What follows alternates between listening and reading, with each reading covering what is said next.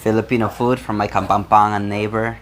Meron tayong pritong liempo, pancit, at lumpia. Ito ang classic na Filipino food. Itong sweet chili sauce.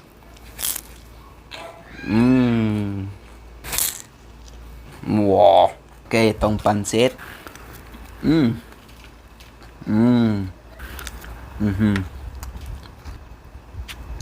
Grabe, ang sarap talaga ng luto nila. Ito ang pritong liempo or pork belly.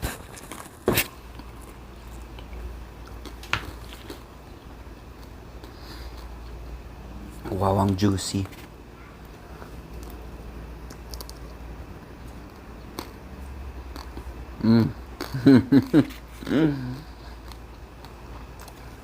Grabe. Wow.